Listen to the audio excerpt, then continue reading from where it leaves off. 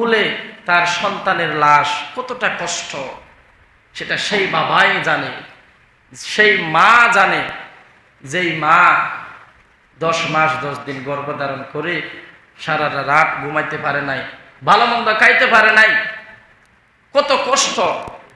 সেই সময়ের মধ্যে আরো যদি কাফেররা যদি বলে এই যে মুহাম্মদ তো এখন নির্বংশ হয়ে গেছে, নাউজুবিল্লাহ, কি হয়ে গেছে? নির্বংশ হয়ে গেছে, লেজ কাটা, তার কোনো সন্তানাদি নাই, তার কোনো বংশ বিস্তার হবে না, কারণ ছেলেরা মারা গেছে।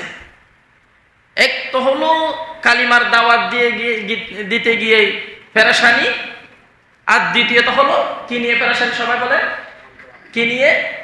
সন্তান নিয়ে। 2টি সন্তান ছিল, 2টি আল্লাহ পাক নিয়ে গেছে। এই রসুল পাক সাল্লাল্লাহু আলাইহি সাল্লাম কি তারা হাসি ঠাট্টা করতেছে, আবু জাহেল উতবা সাইবা তাহারা কি করতেছে? হাসি ঠাট্টা করতেছে। কি নতুন ধর্ম একটা আসলো না আসলো, আমাদের বাপদাদার ধর্ম আবার বলে আমরা ত্যাগ করব, এভাবে তারা কি করতেছে? তাচ্ছিল্য করতেছে। 1 নাম্বার।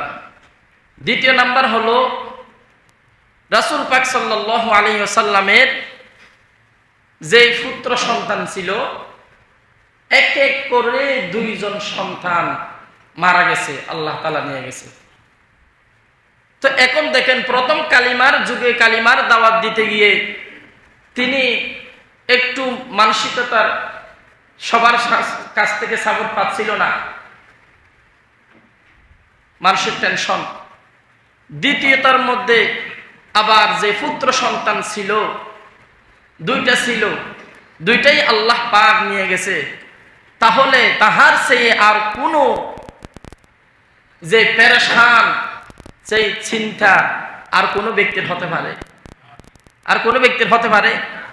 একজন বাবার কুলে তার সন্তানের লাশ কতটা কষ্ট সেটা সেই বাবাই জানে, সেই মা জানে, যেই মা 10 মাস 10 দিন গর্ভধারণ করে সারা রাত ঘুমাইতে পারে নাই, ভালো মন্দ খাইতে পারে নাই, কত কষ্ট।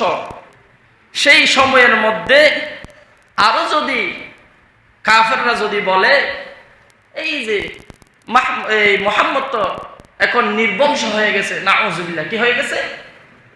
নির্বংশ হয়ে গেছে, লেজ কাটা, তার কোনো সন্তানাদি নাই, তার কোনো বংশ বিস্তার হবে না, কারণ ছেলেরা মারা গেছে।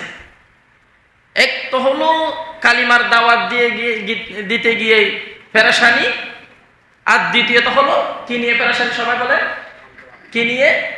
সন্তান নিয়ে। 2টি সন্তান ছিল, 2টি আল্লাহ পাক নিয়ে গেছে। সেই সময় এই আমাদের মতন জোহরের নামাজের পরে রাসূল আকরাম সাল্লাল্লাহু আলাইহি ওয়াসাল্লাম নামাজ আদায় করে বসে বসে চিন্তা করতেছে। আমরা নামাজের পর একটু বসি না? মাঝে মধ্যে জোহরের নামাজের পর আমরা অনেকে শুয়ে পড়ে আসি না? বিশেষ করে রমজান মাসে সবাই শুয়ে পড়ে ক্লান্ত হয়ে। ওই যে বাহিরের লোকেরা বিভিন্ন কথা বলতেছে, এক তো নতুন ধর্মের কথা বলতেছে, আর তো রাসূল পাক সাল্লাল্লাহু আলাইহি সাল্লাম যে সন্তান ছিল আল্লাহ পাক নিয়ে গেছে। এই নিয়ে তিনি খুব টেনশন, খুব চিন্তা নিয়ে বসে বসে তন্দ্রাচ্ছে, অর্থাৎ ঘুমাচ্ছিল। কি করছিল?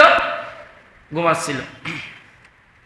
তখন হঠাৎ করে রাসূল আকরাম সাল্লাল্লাহু আলাইহি সাল্লাম হাসতেছেন। কি করতেছেন? হাসতেছেন। তখন সাহাবায়ে কেরাম রাদিয়াল্লাহু তাআলা আনহুম তাহারা জিজ্ঞেস করতেছে, ইয়া রাসূলুল্লাহ, আপনি একটু আগেই দেখতেছি খুব পেরেশান হয়ে আপনি ঘুমাচ্ছিলেন, তন্দ্রাচ্ছিলেন, এখন দেখতেছি হাসতেছেন, রহস্যটা কি? তখন রাসূল আকরাম সাল্লাল্লাহু আলাইহি সাল্লাম ইরশাদ করেন, আল্লাহ রাব্বুল আলামিন হযরত জিবরাইল আলাইহিস সালামের মাধ্যমে আমাকে এমন একটি সুসংবাদ দান করলো, যেটা আমার জন্য দুনিয়া এবং আখিরাতের মধ্যে অনেক বেশি কল্যাণকর। সুবহানাল্লাহ। তখন রাসূলুল্লাহ আকরাম সাল্লাল্লাহু আলাইহি ওয়াসাল্লাম ইরশাদ করেন, আমার কাছে এই মাত্র একটি সূরা নাজিল হয়েছে, সেই সূরাটি হলো, সবাই বলি বিসমিল্লাহির রাহমানির রহিম। ইন্না আ'তাইনাকাল কাউসার ফাসাল্লি লিরাব্বিকা ওয়ানহার ইন্না শানিআকা হুয়াল আবতার। আল্লাহু আকবার। রাসূল আকরাম সাল্লাল্লাহু আলাইহি ওয়াসাল্লাম এই মাত্র আমার উপর একটি সূরা নাজিল হয়েছে, যেই সূরার মধ্যে কাউসার শব্দ ব্যবহার করছে। ও আমার সাহাবা کرام, তোমরা কি জানো কাউসার অর্থ কি জানো?